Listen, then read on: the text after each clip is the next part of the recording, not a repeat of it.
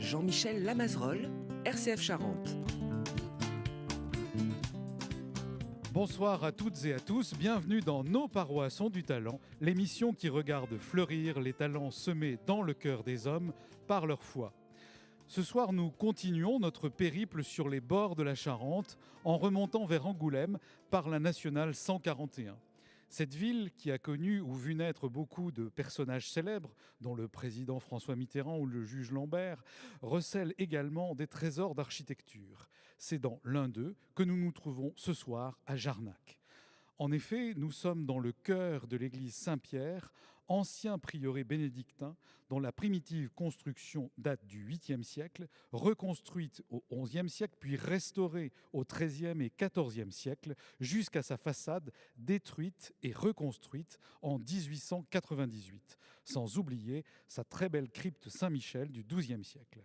Mais après les pierres chargées d'histoire, ce sont les pierres vivantes de la communauté des chrétiens de Jarnac et alentours que nous allons entendre ce soir derrière nos micros d'RCF Charente, avec autour de leur curé, le père Jean-François Mondy, monsieur Jean-Paul de l'association L'Eau Vive, madame Jacqueline Tropot de l'association Sauloir-Tourtras, monsieur Jean Lafontaine et monsieur Klaus Heitz de l'association Les Amis de l'Orgue Saint-Pierre de Jarnac, madame Diane Hartz, catéchiste, madame Valérie Stromenger, directrice du collège, et madame Marie-Laure Semnon et son fils Guéric pour la partie musicale. On vous applaudit.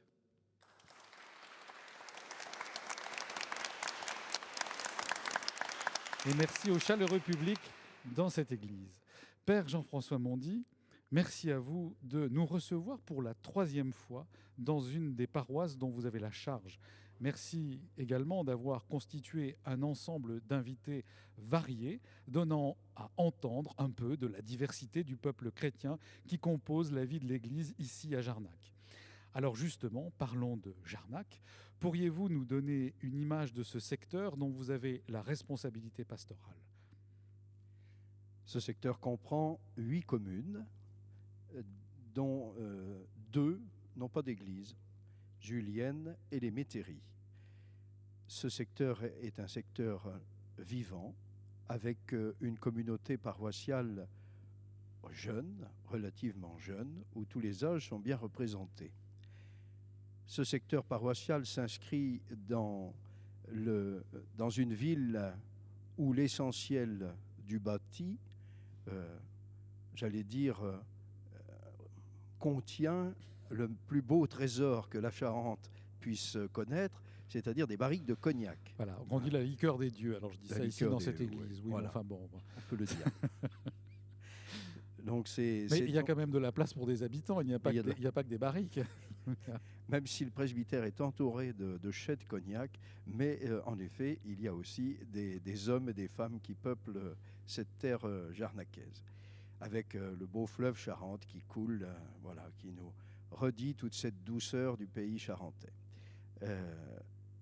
Nous sommes aussi dans cette terre qui est marquée par les relations entre l'Église catholique et l'Église protestante. J'allais y mais venir. Je crois que vous oui. Là, j'avais envie que vous nous parliez un peu de la vie sociale et de l'Église à l'intérieur de cette vie sociale. Alors, à Jarnac, un grand nombre, dans la vie de la paroisse, un grand nombre de groupes, de personnes investies, groupes de prière, catéchèse, équipes liturgiques, lire la Bible, etc. etc. Ça veut dire qu'il y a une habitude de travailler ensemble et d'avoir des groupes de travail déjà bien constitués. Oui, bien. Avec une équipe d'animation pastorale qui travaille, qui réfléchit et qui travaille. Et puis aussi la chance d'avoir une école catholique et un collège catholique, donc l'ensemble Saint-Pierre. On aura tout à l'heure donc Madame la directrice du collège. Alors justement, parlons de Jarnac. Père Jean-François Mondy, vous en avez évoqué un bout tout à l'heure. Nous sommes ici pétris de protestantisme. Je tiens d'ailleurs à saluer maintenant nos amis auditeurs protestants qui nous écoutent fidèlement et participent à certaines émissions avec leur pasteur, à la vie de la radio chrétienne francophone, donc RCF. Le temple de Jarnac n'est d'ailleurs pas si loin d'ici. Quels sont les liens, les passerelles ou les actions menées avec eux sur ce territoire, Père Jean-François Mondy? Les liens avec la communauté protestante sont anciennes, très fraternels. Un groupe œcuménique qui se réunit régulièrement, 3-4 fois dans l'année. Des passerelles aussi à travers les repas paroissiaux ou concerts. Passerelle aussi avec, au moment de la semaine de prière pour l'unité des chrétiens, un échange de chair. Un dimanche, ou bien pasteur de l'église réformée, ou bien prêtre révérend de l'église anglicane. Cette année, ce sera le cas, le révérend Paul Knight, qui viendra donc assurer une prédication ici à l'église de Jarnac. Et puis le 27, c'est le curé de la paroisse qui va donc assurer la prédication au temple. Et comment êtes-vous reçu, perçu? Je crois que moi, je ne prends la suite d'une longue chaîne de prédécesseurs qui ont déjà tracé le sillon. Bon, l'éclairage de ce que vous dites en chair correspond à ce que peut dire le pasteur d'habitude. Vous sentez des réactions à ce sujet? Pas forcément. Je n'ai pas l'impression. Ouais. Le choix de la prédication, voilà, je pense, enfin, est tout à fait adapté. Bon, ben je n'en doute pas, je n'en doute pas. Alors vous savez, Père, que vous gardez le micro tout le long de notre émission, comme d'habitude, et si vous avez des choses à rajouter ou des choses que vous aimeriez nous faire partager, vous n'hésitez pas une seconde, bien évidemment. Merci à vous, on vous applaudit.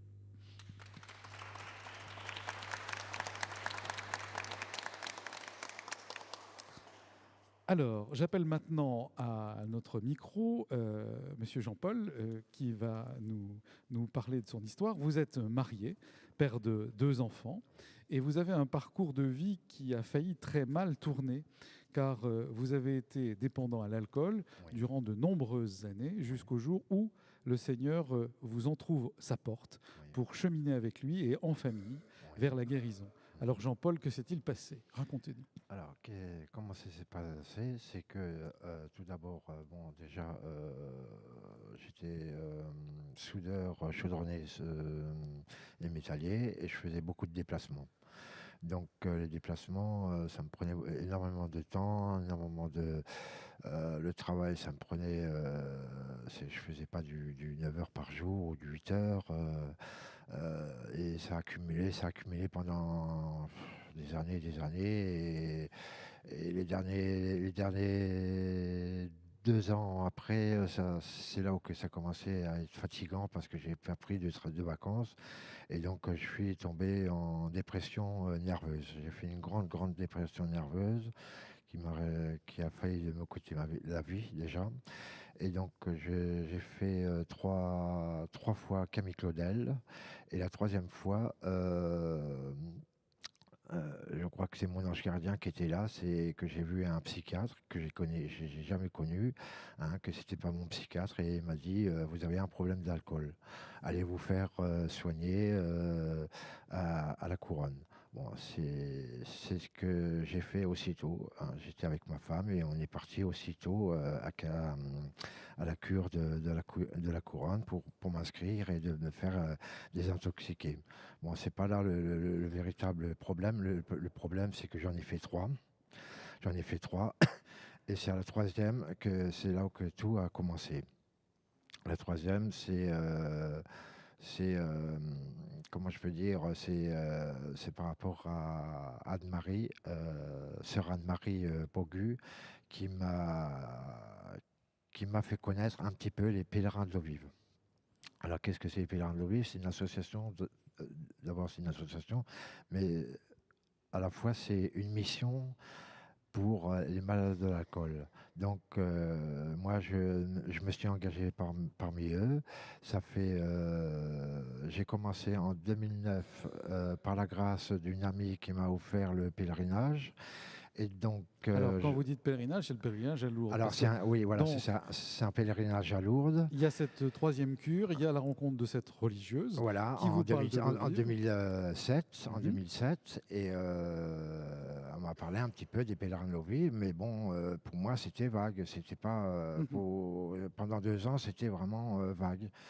Et en 2012, non, en 2009, j'ai fait une autre cure, mais là à Jonzac, parce que la couronne, on n'en peut faire que deux.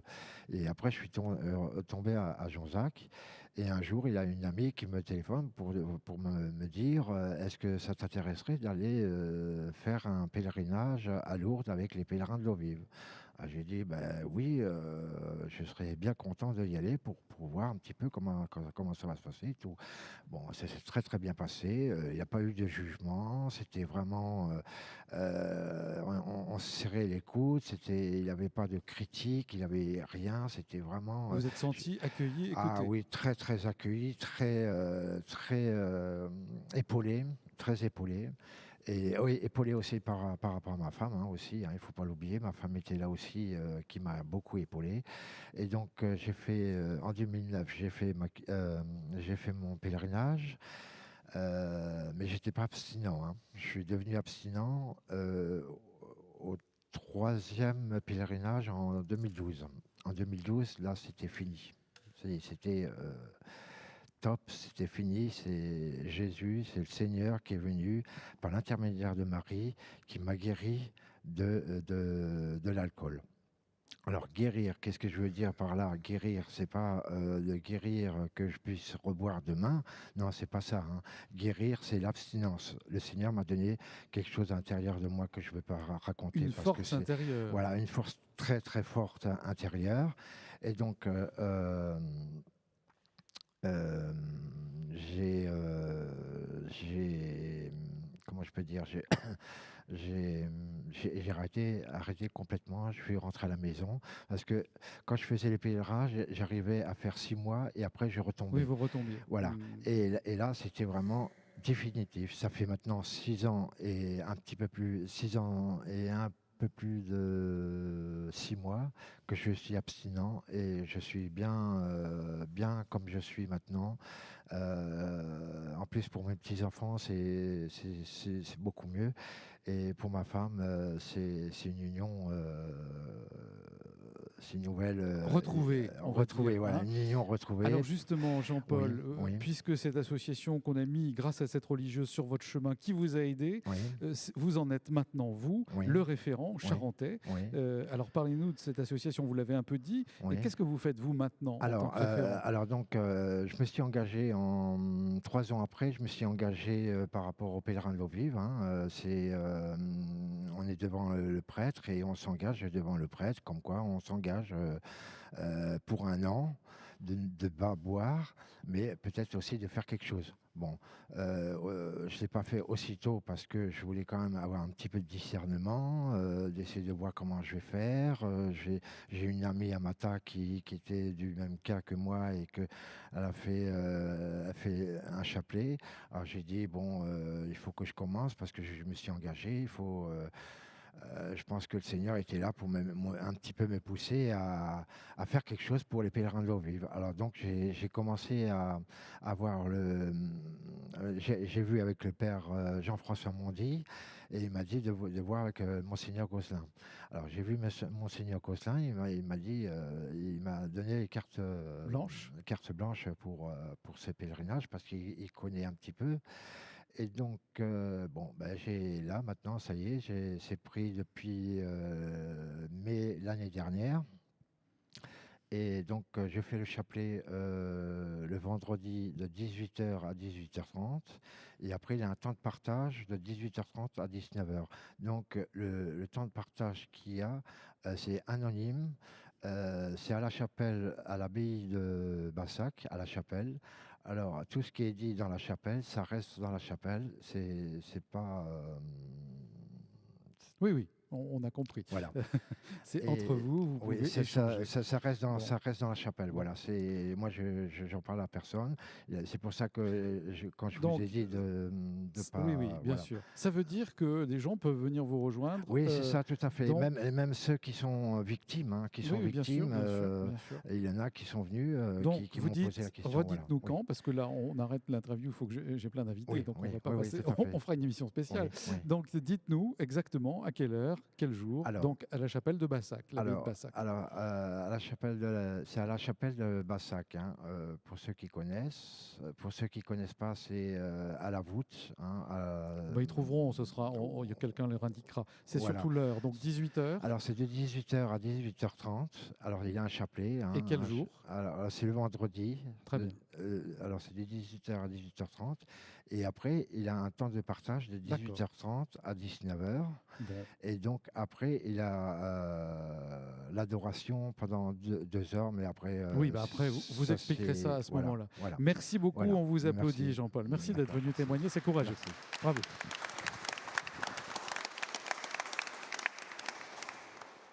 Alors, maintenant, j'accueille Madame Jacqueline Tropeau. Alors, vous êtes retraitée, secrétaire de l'association Soloir et Tourtras. Ce sont des cours d'eau, paraît-il, ici, que je ne connais pas, mais j'apprends.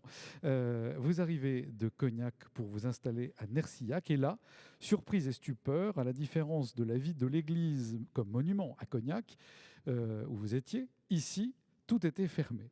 C'est de là que va partir votre histoire avec la vie paroissiale sur ce secteur. Racontez-nous. Oui, donc nous sommes arrivés avec mes 3 enfants et mon mari sur Nercillac. Et comme j'avais 2 enfants en âge d'être catéchisés, je me suis tournée vers l'église. J'ai fait le tour plusieurs fois. J'ai frappé aux portes, ça ne répondait pas. Bon, je me suis dit, il faut faire autrement. Et j'ai demandé conseil à l'instituteur, qui m'a renvoyée vers une catéchiste.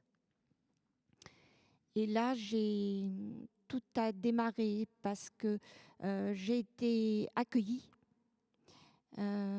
J'ai découvert l'église, en fin de compte. J'ai découvert que j'avais une place, j'avais ma place. Et ça m'a propulsée, ça m'a aidé à avancer. Et puis, après, j'ai fait partie des catéchistes, Et petit à petit, je me suis aperçue de tous les besoins de l'Église, à tout point de vue. Donc besoin matériel. Matériel, oui. Et puis humain aussi, hein, puisque... on avait besoin de moi pour fleurir l'église, pour balayer, pour plein de petites choses que j'étais loin de soupçonner. Je pensais que jamais j'aurais pensé qu'on avait besoin de moi, ne serait-ce que pour balayer. C'était inconcevable. Non, j'avais pas ma place, c'était pas moi, j'avais pas. Voilà, j'étais. On sent bien à travers ce témoignage que vous aviez besoin d'être reconnu et que vous ne saviez pas où était votre place, à part venir aux célébrations. Pas du tout. Bon, Oui. donc, Voilà, même à travers des choses très matérielles, et on peut Tout à saluer fait. aussi toutes les personnes qui, dans chaque église comme vous, s'occupent de l'entretien, c'est votre place. Mais de là, ça a grandi. Oui. Il y a eu cette histoire personnelle de l'amour du Christ, finalement, qui vient vous chercher là, qui vous accompagne, jusqu'à la création d'une association. Voilà. C'est-à-dire que nous avons eu la joie d'avoir le père Noël Fèvre qui est venu habiter au presbytère à Nercillac. Ce qui a entraîné des frais. Des frais. Voilà. Parce que il fallait s'occuper du presbytère. Il y avait la chaudière à mazout à faire fonctionner. Il y avait plein de choses. Et puis, il n'y avait pas d'argent. Donc, le père nous a dit, il faut construire une association de façon à faire des activités qui permettraient d'avoir un peu d'argent pour pouvoir restaurer pour faire vivre, cette partie-là. Voilà. Et tout est parti de là. Et donc, on s'est mis. J'étais voir le père Plan de Vigne à Cognac, parce que j'étais, pareil, vous pensez bien, construire une association, pour moi, c'était. Mais j'ai dit, mais où est-ce que je suis partie? Donc, le père Plan de Vigne m'a conseillé, et puis sur ses conseils, et avec les autres, on a pu construire cette association, et on est parti de là. Et ça fait quand même maintenant 32 ans que nous sommes C'est actifs. une belle association, Voilà. une belle vie d'association, Voilà, 32 ans. Oui, c'était très beau. C'est très varié. Hein, alors maintenant, nous en sommes à 2 repas par an, à animer 2 repas par an. Un repas pot-au-feu sur Éparsac, qui amène la dernière fois, au mois dernier, nous étions 177. Et après, nous avons un repas paroissial à Nercillac. Là, c'est un repas moules frites. Nous sommes un peu moins, 80. C'est pas la même saison. C'est pas la même saison. Voilà. Bon, Et et alors c'est pas le donc même cet repas. argent récolté, il va à l'association pour Oui. toujours l'entretien de ces églises. Voilà, donc on a fait beaucoup de choses. On participe à tout en fin de compte, hein, du papier, du photocopieur, de l'aspirateur, Bon, tout- ça va tout- peut-être donner des idées à des églises qui n'ont pas encore la possibilité d'être entretenues matériellement, de construire comme vous une association. Oui, tout à Voilà. fait. Père Jean-François Mondy, vous vouliez rajouter quelque Je voulais chose? simplement souligner aussi toute la qualité de relation humaine qui se dégage à la fois de la relation, enfin de ces animations. Je pense au repas pot-au-feu qui est très animé et qui finalement draine une Ça population. participe de la vie locale et par l'intermédiaire de l'Église et de cette Oui. association. Puis ce sont finalement des gens qui viennent de partout, qui Très bien. participent. Bon, eh bien, un grand merci à vous pour ce témoignage. On vous applaudit.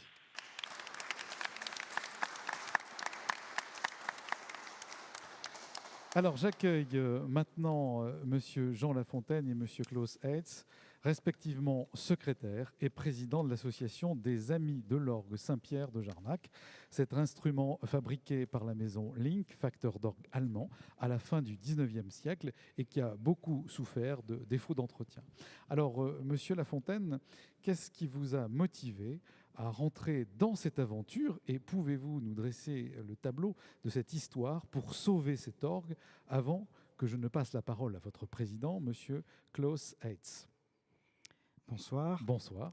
Donc je suis là un petit peu simplement en tant que paroissien et puis il m'arrive aussi d'animer des messes et donc je fais aussi partie de l'association parce que j'aimerais vous dire un petit mot sur un petit peu le rapport que je vois entre l'animateur et l'orgue.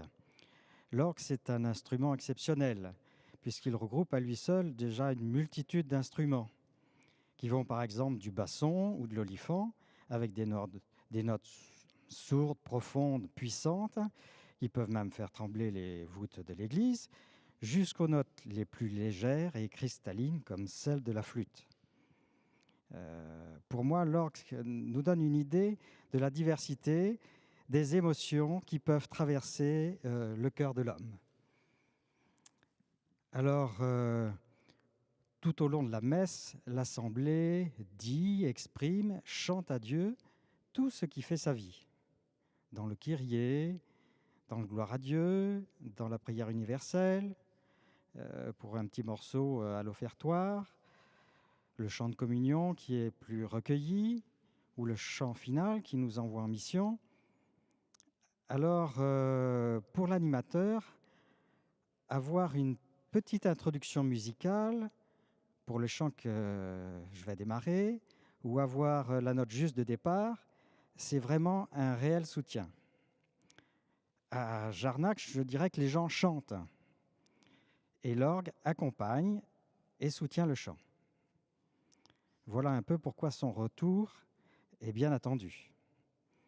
Et je pense que je vais laisser la parole un peu à Klaus, qui est notre président, et qui va nous raconter un petit peu l'aventure de cette association qui a été chargée de redonner un nouveau souffle, j'allais dire, à ce bel instrument. Alors, merci pour ces tuyaux. Bon, Monsieur Klaus Heiss, justement, vous êtes, vous, un violoniste de renommée internationale, je tiens à le dire, et vous êtes né en Suisse et vous avez parcouru et vécu dans de nombreux pays au gré de votre activité artistique, de professeur, de concertiste. Vous habitez maintenant tout près d'ici. Alors, comme vient de vous lancer Monsieur Jean Lafontaine, est-ce que vous pourriez nous dire, d'abord, j'ai deux questions, pourquoi la Charente et pourquoi devenir le président de cette association? La Charente, parce que mes beaux-parents ont toujours habité à Saint-Palais-sur-Mer. C'est pas la même Charente. C'est vrai, mais on est très proches et de On est plus très en proches. plus. Oui, oui, oui, Voilà. oui, oui. Et ma femme m'a suivi en 1969, ça fait déjà un bon bail, en Allemagne où je commençais à travailler. Et quand j'étais à la retraite, je me suis dit, c'est à moi de faire maintenant le chemin inverse. Et nous avons cherché, nous avons trouvé en Charente et je dois dire que je suis extrêmement heureux et je n'ai pas regretté une seconde. Ça fait maintenant la 12e année que nous sommes là et je n'ai pas regretté une seconde d'être ici. Ça, c'est merveilleux. Beaucoup de gens nous disent ça, qui y sont venus d'ailleurs et qui n'ont oui. pas envie de repartir. Oui, et comme j'aime beaucoup la terre, c'est extraordinaire et je peux me promener dans les vignes. Enfin, c'est vraiment très bien. Bien, et alors maintenant, la deuxième question, c'était pourquoi être devenu président, même si vous êtes musicien, Oui. cette association des Amis de l'Orgue de Saint-Pierre de Jarnac?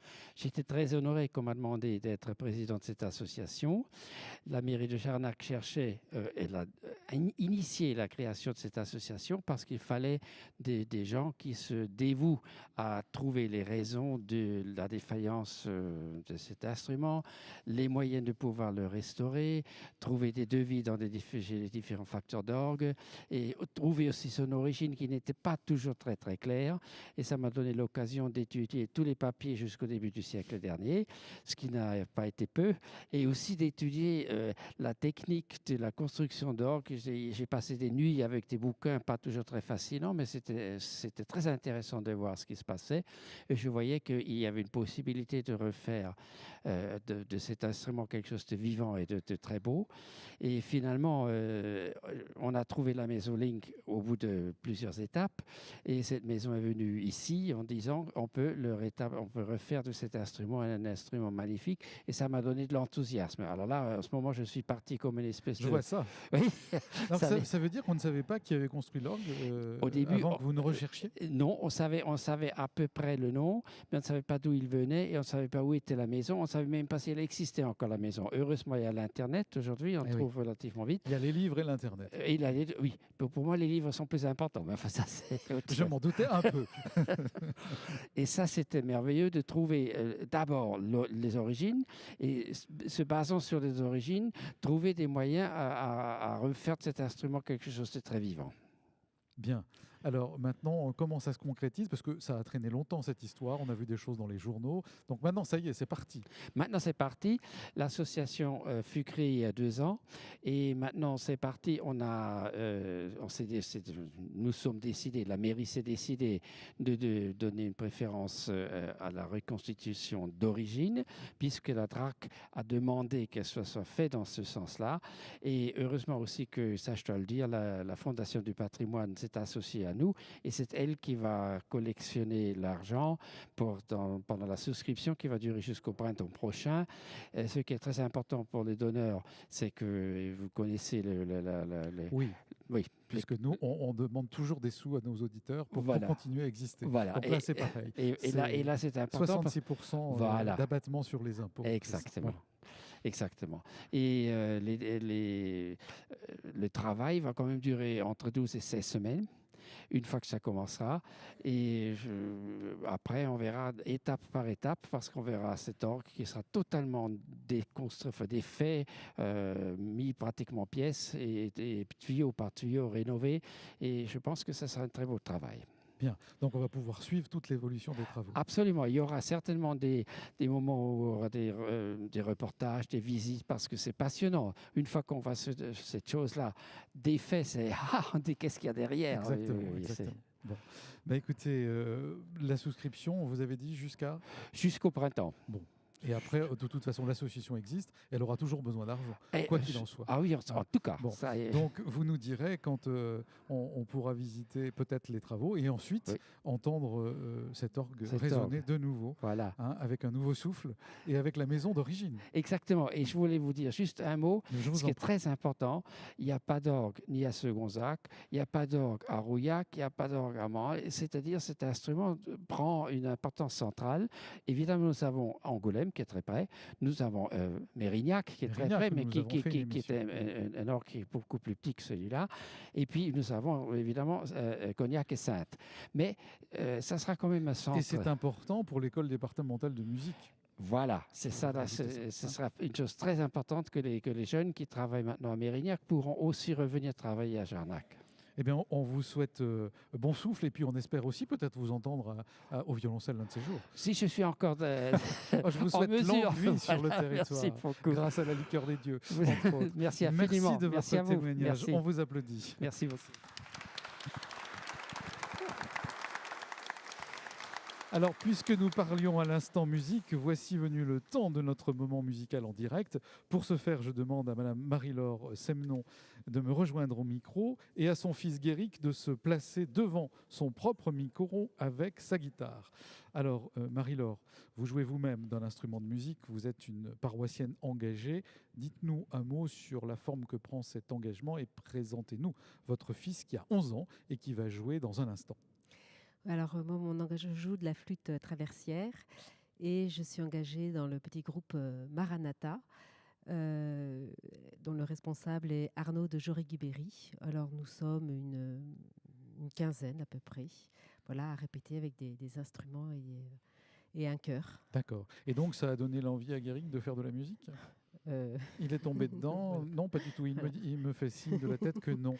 Alors, qu'est-ce qui lui a donné... c'est pas lié. Et un autre engagement aussi, c'est parti d'un groupe de louanges qui se rassemble tous les mardis soirs à l'oratoire de l'église de Jarnac, de 20h30 à 21h30, là où on loue, on médite la parole, on prie les uns pour les autres. Et voilà, donc là, tout le monde est invité. Merci. Vous allez passer maintenant le micro à Guéric pour qu'il nous dise, Guéric, qu'est-ce qu'il va nous interpréter ? Est-ce que tu peux nous dire ? Bonjour à tous. Mais tu devrais faire de la radio, Guéric.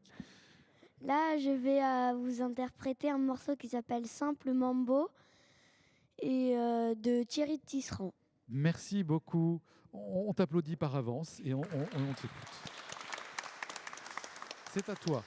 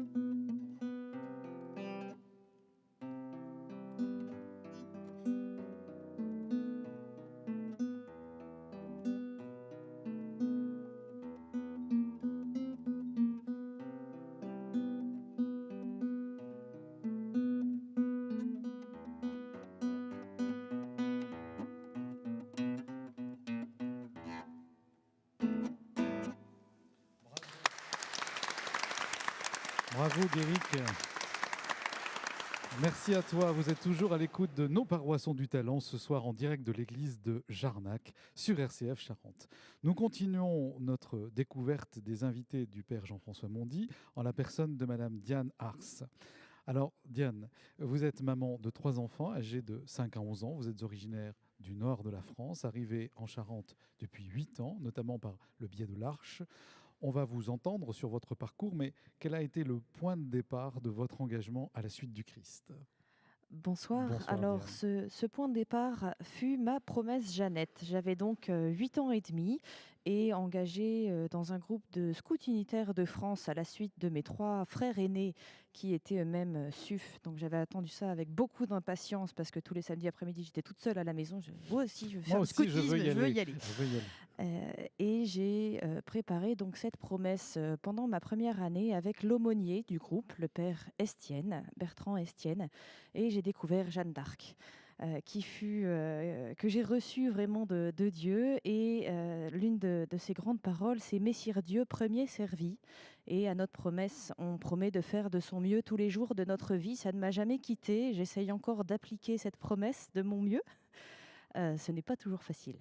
Je m'en doute. Mais j'ai poursuivi le chemin. Ce fut mon premier engagement. Et puis, ça s'est poursuivi avec les guides, plus tard auprès de la communauté Saint-Jean.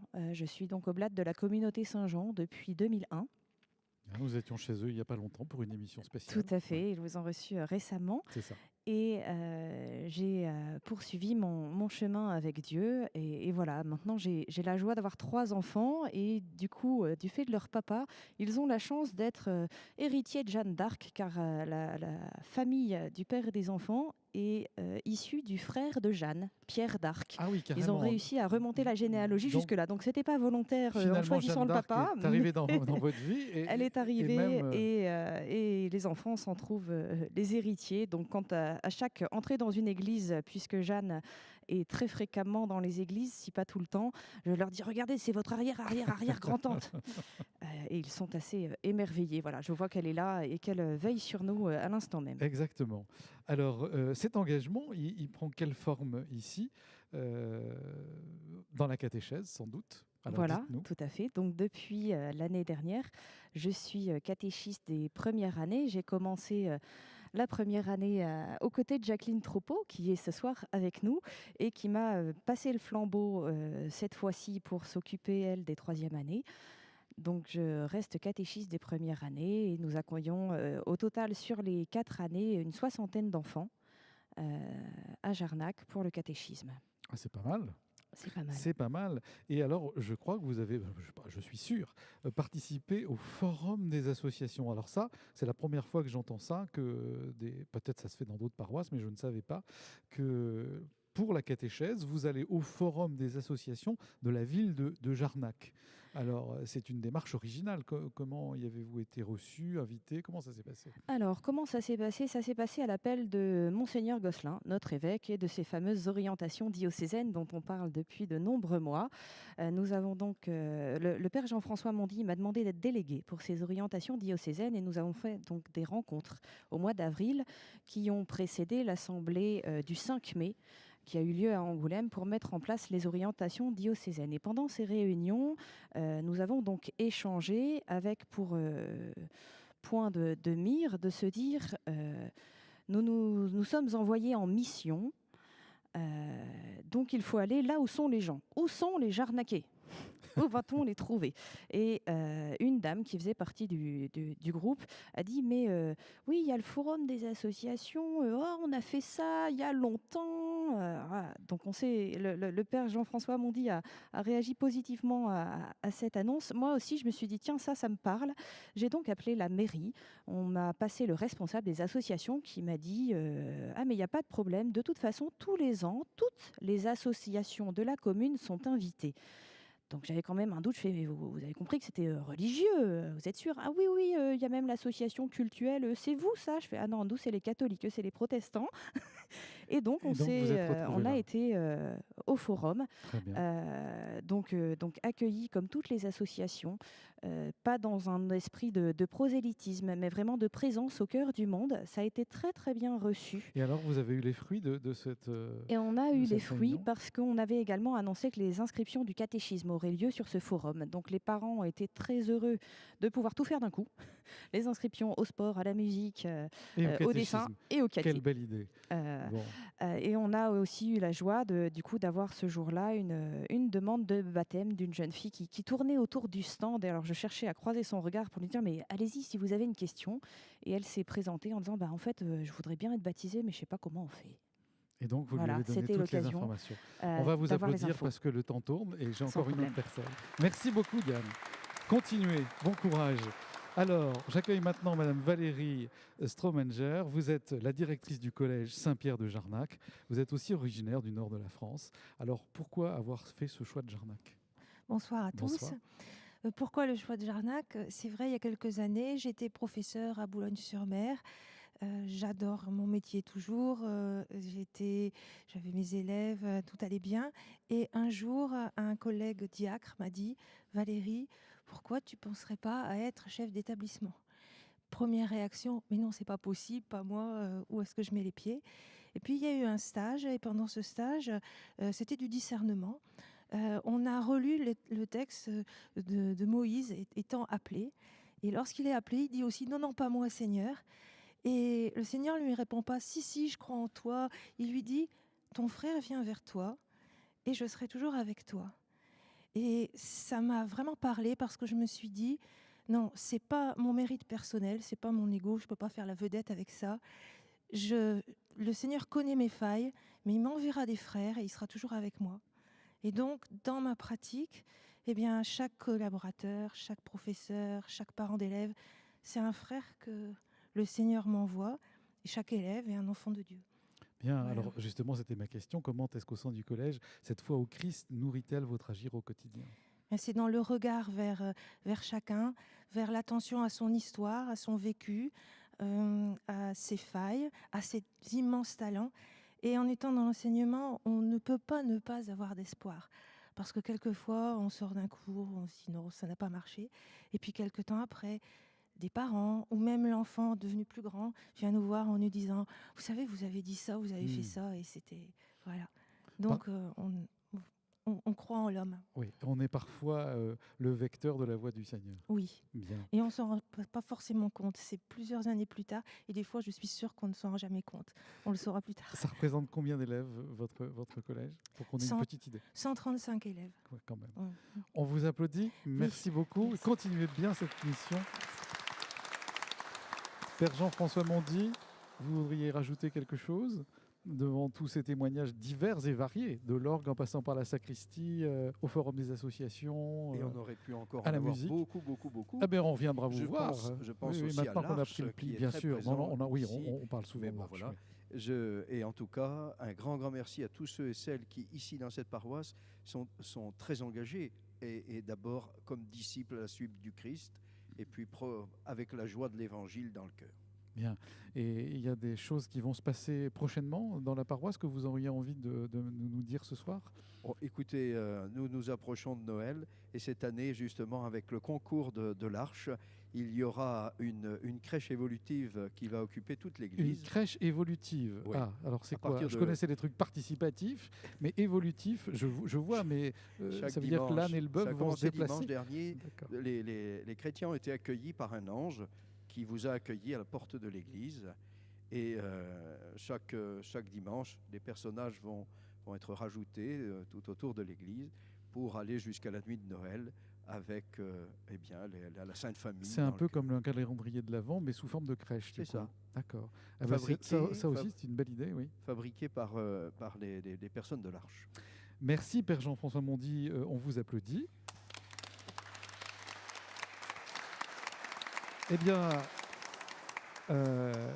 Merci encore. Et dans cette église Saint-Pierre de Jarnac avec RCF Charente, de même, on dit un grand merci à vous tous qui nous suivez fidèlement. Merci à Malik Pestana et à Basile Dubon pour la mise en onde de cette émission. Je dois vous dire que vous pourrez réécouter exceptionnellement celle-ci demain matin, jeudi, à partir de 11h et en podcast sur rcfcharente.fr. La semaine prochaine, pas d'émission en direct d'une mairie, mais la rediffusion de celle que nous avions réalisée le mercredi 17 octobre depuis Saint-Sornin, afin de faire le point sur les graves intempéries qui ont ravagé ce secteur le 4 juillet dernier. Je vous donne donc rendez-vous mercredi dans 15 jours en direct de la chapelle de la Maison diocésaine avec Monseigneur Hervé Gosselin et ses invités. Je vous dis donc à mercredi 19 décembre. À bientôt et bonne soirée.